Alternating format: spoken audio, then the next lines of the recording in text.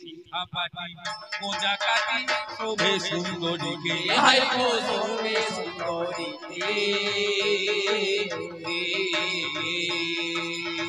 যে মেয়েটা সুন্দরী তার গহনার দরকার নাই, তার পোশাক আশাকের দরকার নাই, একটা পরিষ্কার পরিচ্ছন্ন কাপড় যদি পরে সে সেই সুন্দর সে সুন্দরী, তার সৌন্দর্য নষ্ট হবে। সীতাপাটি মোজা কাটি শোভে সুন্দরী রে হায় গো শোভে সুন্দরীতে ওইরা করলে নলক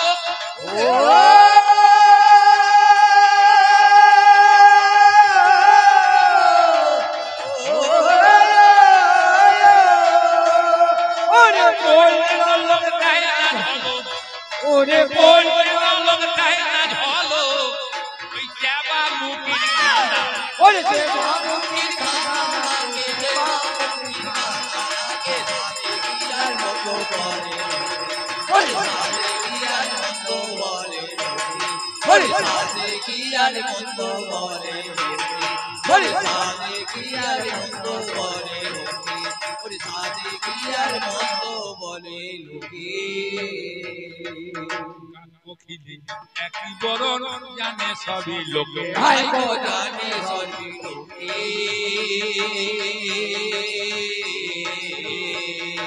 কাক কোকিলের একই বরণ জানে সবই লোকে হায় গো জানে সবই লোকে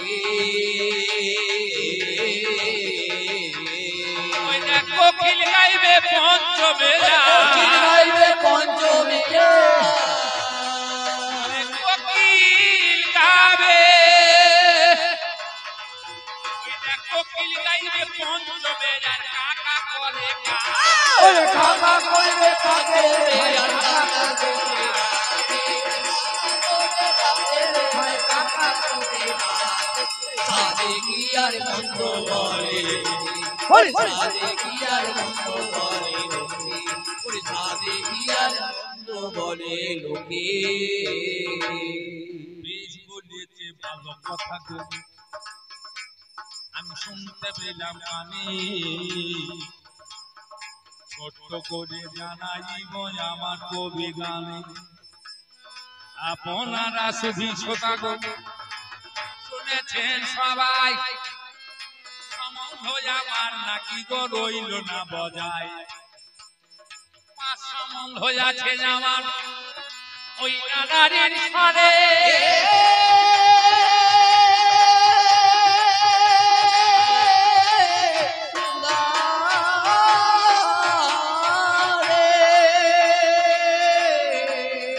বলে ও সম্বন্ধ রাখতে তুমি পারলে না জীবন, তুমি তো সম্বন্ধ গুলাই জানো না, তুমি তো শুনো কথা বলছো। ভোজনে জননী গৃহে ভগ্নী, আসি তামসায় ঠাকুরমা নাতনি, আর শয়নে হয় পত্নী। যখন তুমি খেতে দেবে জননী হইবে, সন্তান জ্ঞানে আমায় তুমি জানি ভোজন দেবে। ভোজনে জননী গৃহে যখন ঘুরে বেড়াবে হইবে ভগিনী,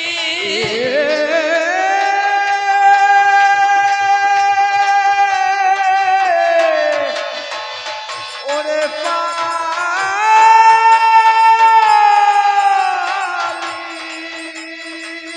আমি ভাতা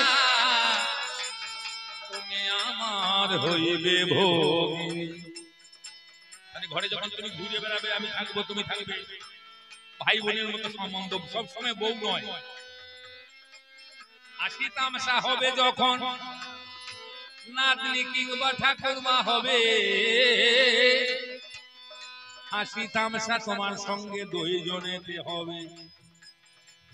এক বিছানায় যাব যখন এক বিছানায় শয়ন, তখন আমি হব স্বামী মিথ্যা নয় বচন। তাই ভোজনে জননী গৃহে ভগ্নী,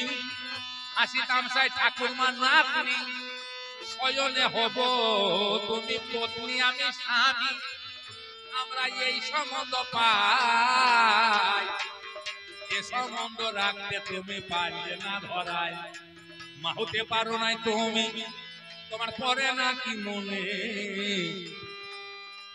সাতটা ছেলে ফেলো গঙ্গার মাঝখানে সাতটা ছেলে জলে তুমি ভাসাইয়ে দিলে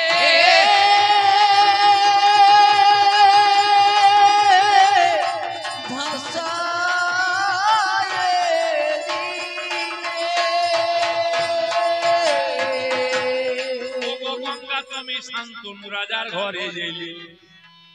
শান্তনু রাজার পত্নী গঙ্গা হলে তুমি সাতটা ছেলে কেন জলে ভাসাইলে তুমি ওগো গঙ্গা তুমি মাতা কেমন হলে তাই ওরে মা হয়ে ছেলেরও ব্যথা তুমি বোঝো নাই গঙ্গা ফেলে নাই সাতটা ছেলে জলে মা হতে পারো নাই তুমি অগ্নিও হলে না আপনাদের কাছে আমি করি আলোচনা আমরা যার সঙ্গে বন্ধু কথা সম্বন্ধ কি হবে বন্ধুর মা আমার মাও বন্ধুর মা হবে তো নিশ্চয় বন্ধুর বাবা আমার বাবা বলবে তো তাই তো নাকি বন্ধুত্ব স্থাপন করব বন্ধুর মা আমার মা বন্ধুর মা আমার বাবা বন্ধুর বাবা আমার বাবা আমার ভাই বন্ধুর ভাই আমার ভাই আমার বোন বন্ধুর বোন বন্ধুর বোন আমার বউ বন্ধুর বউ হবে আর তো হবে না সবটা হবে মাটা দেওয়া যাবে বাবাটা দেওয়া যাবে ভাইটা দেওয়া যাবে ভগ্নিটা দেওয়া যাবে কিন্তু বউটা দেওয়া যাবে না তবে সেই বউকে তুলে দিয়েছিল পুরুষের দলে দ্রৌপদী রাজার ঘরে জন্ম যে জন্মিলে দ্রৌপদী নামেতে নারী আগুনে জন্ম হলো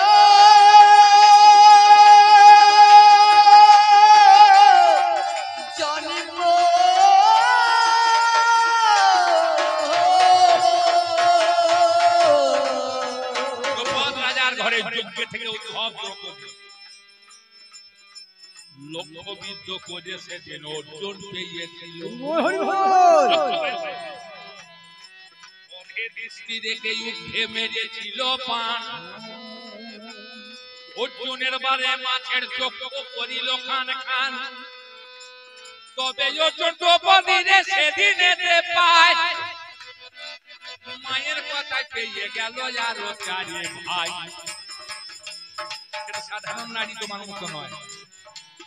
তার রজবীর্যে জন্ম হয় নাই সে গর্ভের মাঝখানে জন্ম নেয় না এই যে অগ্নিকন্যা সে সামান্য হবে জ্ঞানে মায়ের কথায় ছেলেরা সেদিন মানল মনে মনে এবার কে ভগিনী কে বা ভাতা কেমন করে হলো ভগবান কৃষ্ণের সঙ্গে অর্জুনের সখা হল ভগবানের বংশবদ্রা এটা জানেন দুর্যোধনের সঙ্গে বিয়ে হবে গো যখন সুভদ্রার বিয়ে ঠিক করেছে বলরাম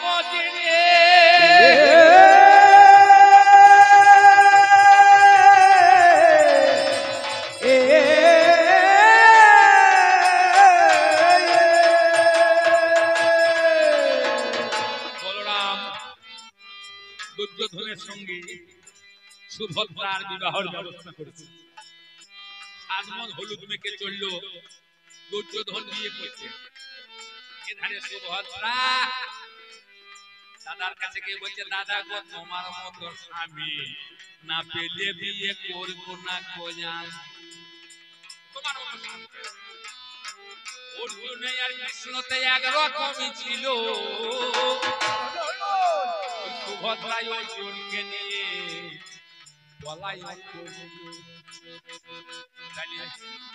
অজ্ঞান মাসে দিল কার্তিক মাসে দিল ফোঁটা অজ্ঞান মাসে লাগাইল লেটা দেখুন মহাশয় এ ভগ্নি হইয়ে ভাইয়ের সঙ্গে শুভ পরিণয় তাহলে সেখানে সম্বন্ধ রাখতে পারলে না গো তুমি ওরে কেমন করে হইয়ে তুমি রবে গো ভগিনী হতে পারলে না গো তুমি ও গোদারি শোনো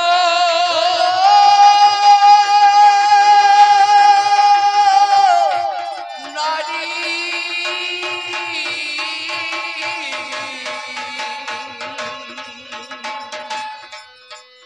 কেন পারলে না আমি বেঁচে থাকতে অন্য পুরুষ তুমি চাইলে কেন আমি বেঁচে আছি তবু আমাকে চাইছে কোন দিনের কথা যেদিনে রামের সীতা হারাইল রাবণ রাজা সীতা হয়ে লঙ্কায় লইয়ে গেল রাম মনে মনে কেঁদে কেঁদে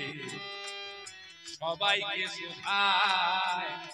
কেউ কি দেখেছো আমার জানকী কোন পথেতে যায় কেউ জানো কি আমার গেছে কোন পথে জানো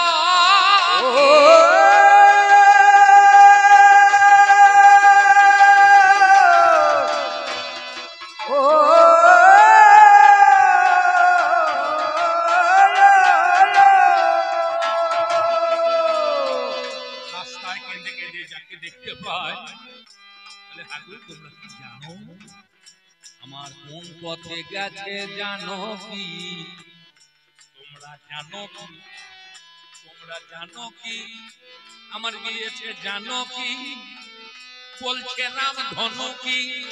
কেঁদে কেঁদে কয় তোমার শিবানী দুর্গা রূপ ধরে গাছের আড়ে যায় আমার পত্নী আমি যখন শিব তখন শিবানী আমার পত্নী সীতার মূর্তি ধরিয়ে গাছে রাতে দাঁড়াইল সীতার মতো মূর্তি খানায় অমনি ধরে নিল লক্ষণ বলি যে দাদা পিছাই কাঁদো তুমি ওই দেখো মা সীতা গাছের আরে দেখো দাদা তুমি রামচন্দ্র ছুটে গেল যেমন দেখিবারে পায় আমার নয় সীতা গুরু মাতা হয় মা রামের গুরু শিব শিবের গুরু রাম রাম বলছে মা তুমি সব লুকিয়েছো তোমার কপালেতে চোখখানা আমার লুকাই দাও মা তুমি তুমি মা গো হইলে আমার সেই নয়নী তোমার কপালেতে চোখ রয়েছে দেখিবারে পাই বলে পতি রূপে যোগ বিষ্ণু তোমায় আমি চাই পতি রূপে বিষ্ণুকে চেয়েছিলে তুমি তাই তোমার সঙ্গে আর সংসার করব না শ্মশানে গেলাম দুর্গা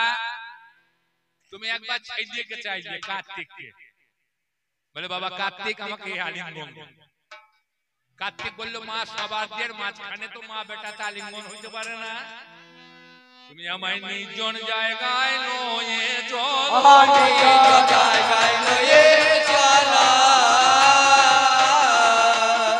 নির্জন জায়গায় লয়ে চলো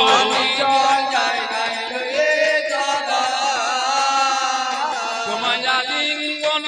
দিব ভালো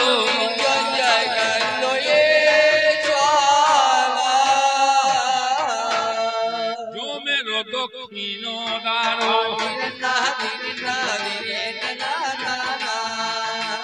নির্জনে জায়গা হলো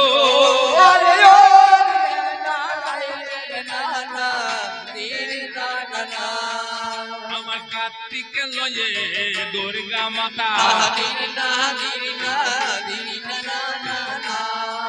সেখানে যাবে ভালো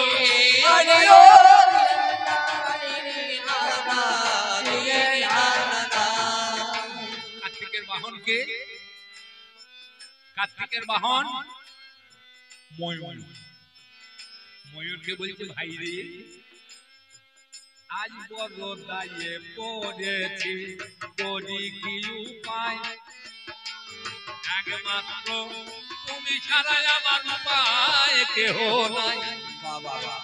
তোমার দক্ষিণারে যাব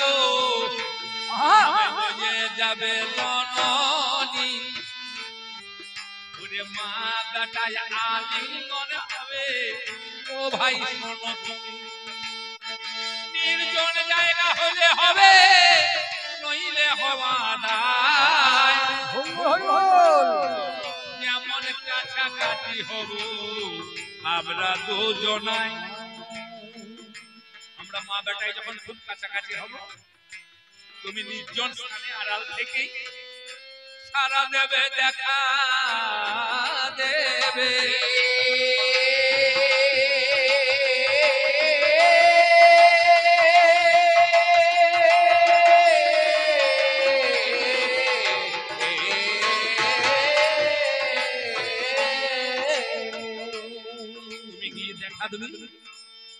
তুমি কি শব্দ করবি তাহলে নির্জন স্থান থাকলো না আর আমার মায়ের সঙ্গে আলিঙ্গন হবে না কার্তিকের কথা শুনে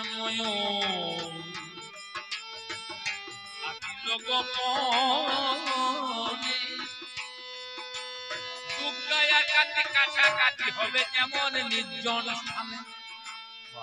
যেমন কাছাকাছি হতে গিয়েছে সেই সময় ময়ূর বলছে কেউ কেউ ওকে কার্তিক বলছে মা হলো না মা গো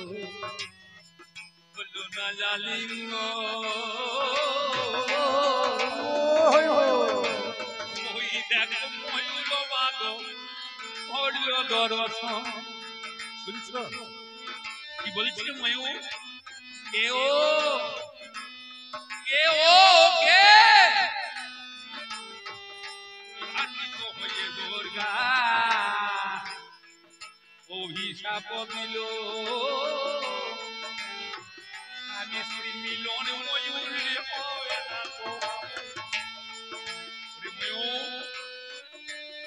তোমার আলিঙ্গনে যেমন বাধা দিলি আমি তোকে অভিশাপ দিলাম ওদের স্বামী স্ত্রীর আলিঙ্গন হবে না কার্তিককে দেখে দেব দেওয়া গো অভিশাপ দিলি কেমন করে ময়ূর বংশ রক্ষা পাবে তাহলে তো রক্ষা পাবে না মা যদি মিলন না হয় তাহলে তো সন্তান হবে না তাহলে ময়ূর বংশ লোপ হয়ে যাবে জাতীয় পক্ষী ময়ূর পক্ষী নামে এক পাখি আছে জগতে আর তো দেখা যাবে না দুর্গা বলল ওরে ময়ূর আমার কথা শোন আমি যা বলেছি সেটাই রবে তবে আমার কথাই না উড়ে মন বর্ষাকালে পশ্চিম আকাশে হবে মেঘের উদয় পুরুষ ময়ূর পেখম মিলে দর্শন করবে তাই বর্ষাকালে শ্রাবণ মাসে পশ্চিম আকাশে কালো মেঘ দর্শন করে পুরুষ ময়ূর তার পেখম ছড়িয়ে আনন্দে নৃত্য করিবে যখন ব্রহ্ম যাবে পড়িয়ে স্ত্রী ময়ূরী খাবে ব্রহ্ম কুড়িয়ে কুড়িয়ে তার ডিম্ব প্রসব করবে ময়ূরী তাতে বাচ্চা শোনো কোনদিন অঙ্গে অঙ্গে তোমাদের হবে না আলিঙ্গন সেই মতো ময়ূরের বংশ আজও বেঁচে রয় শ্রাবণ মাসের কালো মেঘে দেখে তাহলে এমন নারী হলে তুমি এ জগৎ সংসারে পুত্রকে চাইছো আলিঙ্গন আবার আমার বিচার করে তুমি কি মা হতে পেরেছো কি মায়ের ধর্ম না মায়ের কর্ম মায়ের ধর্ম মায়ের কর্ম কি তোমার কাজের ধর্ম মায়ের ধর্ম মায়ের কর্ম সুন্দরম। শিব সত্য, শিব সত্য, শিব সুন্দর, শিবের সবই সুন্দর। আচ্ছা, শিব যদি সুন্দর হলো, কোন জায়গাটা শিবের পুজো করলো? এই মেয়ে ছেলেগুলা শিব তাড়াতে যায়, গিয়ে শিবের মাথায় জল ঢালে। শিবরাত্রিতে 4 বার, আরে শ্রাবণে 1 বার, শেষ সোমবার শ্রাবণ মাসে। আর শিবরাত্রি বলে একটা তিথি আছে, উপবাস করে রাত্রে বেলায় 4 বার জল ঢালে। জল ঢেলে দিয়ে তলাতে হাত পাতবে, খাবে, খেয়ে বলবে শিব যেন তোমার মতোই হয় গো।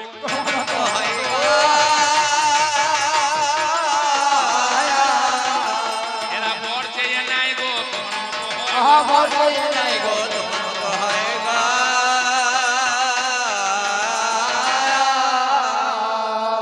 আচ্ছা ভাই, চিন্তা করে দেখুন দিকে একবার, ওই যে বর চাইলো যেন তোমার মতো হয়, যদি ওই রকম স্বামী হয়ে যায় তাহলে বাঁচবে তো জীবনে? বাঁচবে? শিবের মতো যদি হয়ে যায় কারো ভাগ্যে, তার বাঁচার আর আশা রবে না।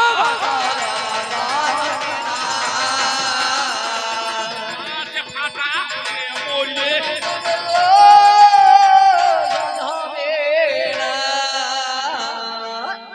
শিবের যদি সুন্দর না হইতো, তাহলে এরা ধুয়ে ধুয়ে কি জল খেত,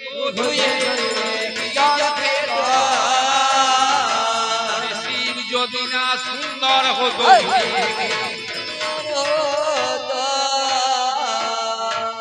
বলে কেন শিবের হয় না পূজা? জানিবারে চাই কেন শিবলিঙ্গর পূজা করে শিবের করে নাই? শিবের লিঙ্গের পুজো করে। শিবের লিঙ্গ তো সবাই, ভোলা লিঙ্গ সবাই পুজো। ভোলার লিঙ্গ পুজলো, কিন্তু ভোলাকে বলছে কেন পুজো করে না? শিবের পুজো না হওয়ার কারণ আছে। শিব কার পুজো চায় না। একটা কথা উত্থাপন করলো, যত্র জীব তত্র শিব। জীব শিব হয় কখন? জীবদ্দশা থেকে শিবদ্দশায় যায় কখন? মায়া যুক্ত জীব আর মায়া মুক্ত শিব। শিবের কাছে কোনো মায়া নাই, কোনো মোহ নাই, কোনো জঞ্জাল নাই। শিব হলো মায়া মুক্ত। তাই এই মানুষ যখন মায়া মুক্ত হবে, তখন শিবদ্দশায় চলে যাবে।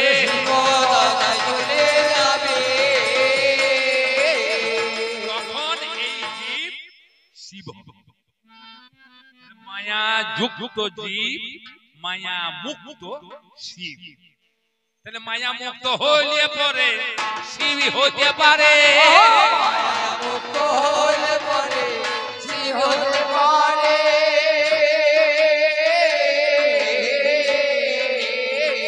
মায়া মোহ জঞ্জাল যার নাই, পূজা কেমন করে?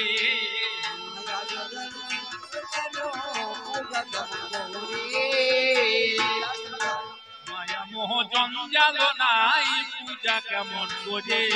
মায়া যখন জঞ্জাল না, পূজা কেমন করে? সে পুজো নেয় না, পুজো চায় না, পুজো পায় না। এ মায়া মুক্ত হয়ে গেছে। একদিন শিব কি করিল,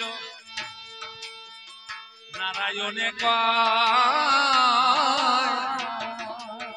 বৈকুণ্ঠে শিব ঠাকুর একদিন গিয়েছে ভাই। দুর্গাকে বলছে, দেবী আমি বৈকুণ্ঠে যাব। বলে যাও তুমি, নারায়ণে প্রসাদ এনো, মনে রেখো তুমি প্রসাদ খেয়ে আমার জন্য একটু এনো। লোকের মাঝে রাগলে ভোজু এই লেগো দেবে না।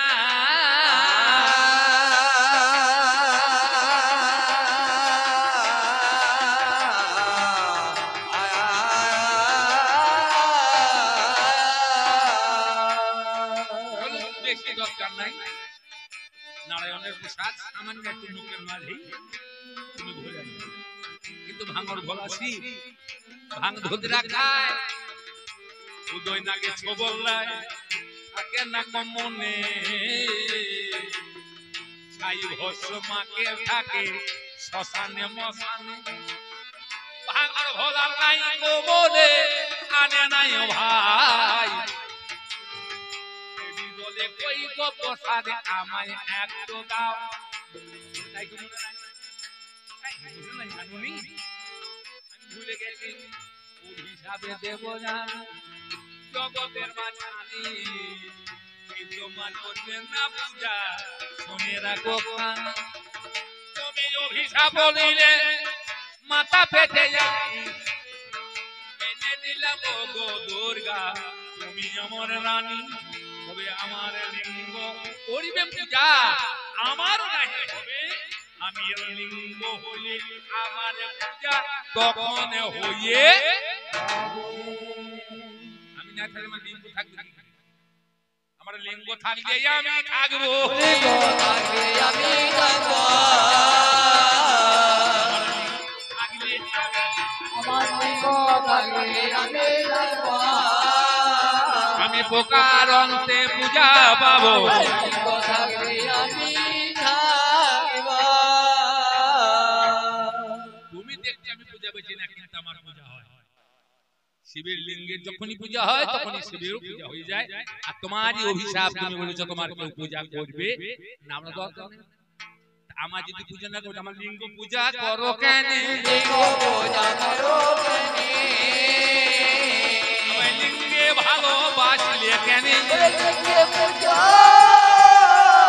করো কেন যত্র জীব তত্র শিব হইল এবার যত্র নারী তত্র গৌরী এই নারী কেমন করে কোনখানেতে কবে গৌরী হলো কোনখানেতে কবে গৌর হলো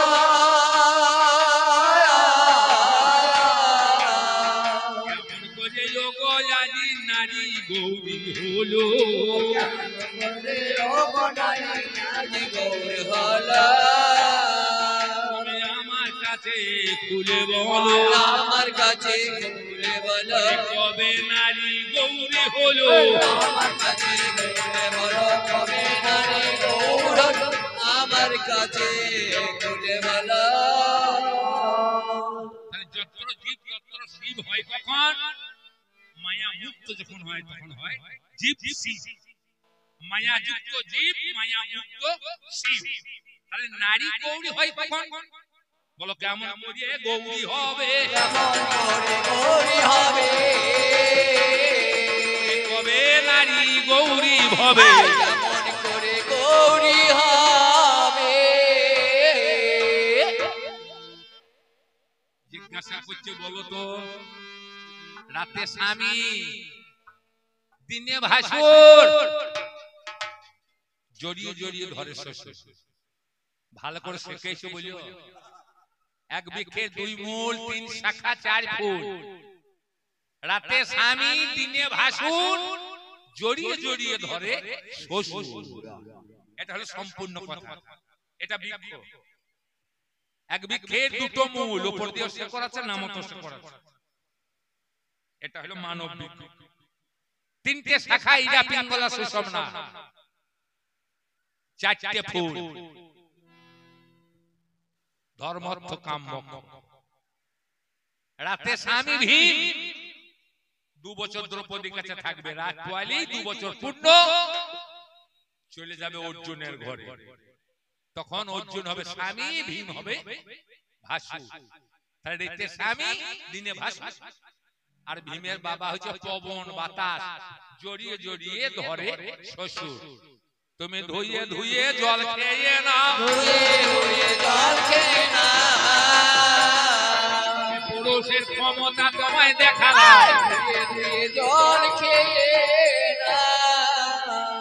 আমি স্বামী আমি ভাসু আমি শ্বশুর হলাম না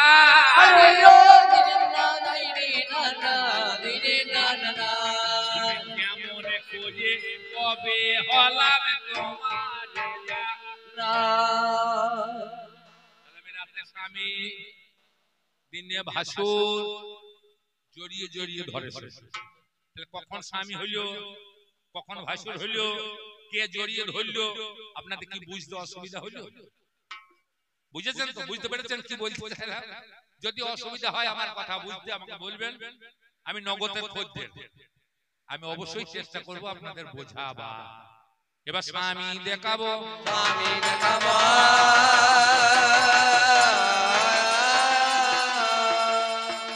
কেমন করিয়া হইলাম স্বামী, কেমন স্বামী আমি তোমার কাছে শাস্ত্র মতো করি জানা জানি। প্রথমেই যাই দক্ষিণেশ্বরে, হাতের কাছে ভাই রামকৃষ্ণ সারদার নাম সবাই শুনেছেন, তাই শ্রী শ্রী ঠাকুর রামকৃষ্ণ ওই দক্ষিণেশ্বরে